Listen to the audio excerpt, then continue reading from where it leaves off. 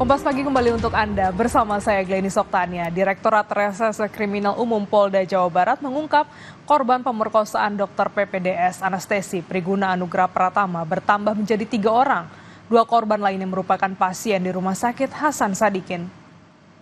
Direktur Reserse Kriminal Umum Polda Jawa Barat Kombes Surawan mengatakan polisi tengah menyelidiki adanya 2 korban lain yang merupakan pasien di RSHS Bandung. Selain telah memeriksa 13 orang saksi, polisi juga akan melakukan tes uji lab DNA untuk mengetahui apakah ada pelaku lain.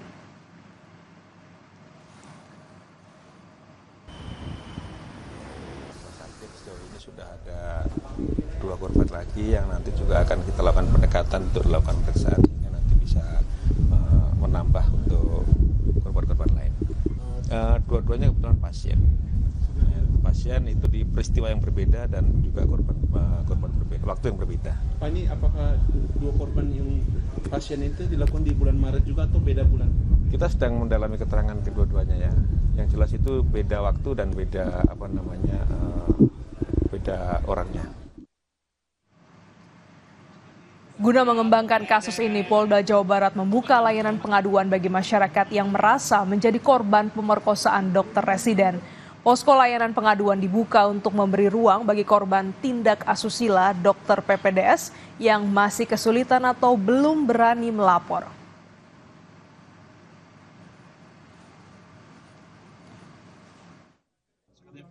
Wah, ganteng sekali. Kasus pemerkosaan yang dilakukan PAP, Residen Program Pendidikan Dokter Spesialis Anestesi Universitas Padjadjaran, menjadi sorotan. Kementerian Kesehatan menghentikan sementara pendidikan spesialis anestesi di Rumah Sakit Hasan Sadikin Bandung. Wakil Menteri Kesehatan Dante Saxono menyebut pembekuan sementara pendidikan anestesi di RSHS selama 1 bulan untuk melakukan perbaikan dan pengawasan yang lebih optimal. Untuk pelaku, Dante menyebut Kemenkes telah memberhentikan program PPDS yang bersangkutan serta meminta Konsil Kesehatan Indonesia mencabut surat tanda registrasi dokter agar pelaku tidak mendapat izin praktek.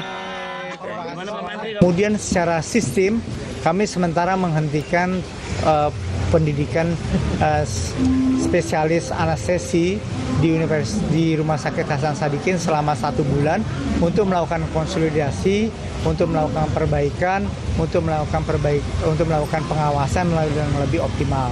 Kemudian juga kami akan melakukan pemeriksaan mental juga untuk para peserta pendidikan spesialis sehingga peristiwa-peristiwa ini tidak terjadi. Kasus ini juga menjadi sorotan DPR. Anggota Komisi 8 Atalia Praratia mendatangi Rumah Sakit Hasan Sadikin Bandung untuk meminta klarifikasi.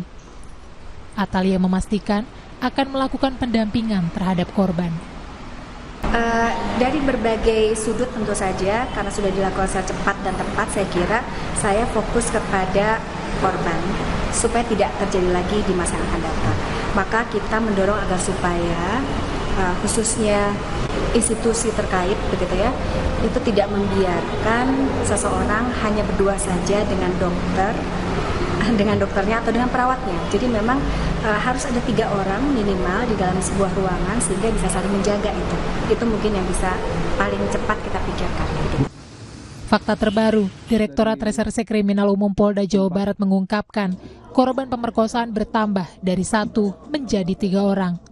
Polisi pun segera melakukan uji lab DNA di Pusdokes Polri untuk mengetahui apakah ada pelaku lain. Tim Liputan, Kompas TV.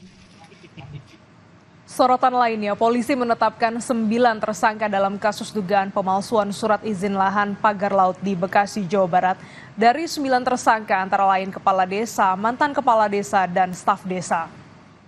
Direktur Tindak Pidana Umum Bareskrim Polri, Brigjen Juhandani Raharjo Puro menetapkan 9 tersangka kasus dugaan pemalsuan sertifikat hak milik di wilayah pagar laut Bekasi, Jawa Barat.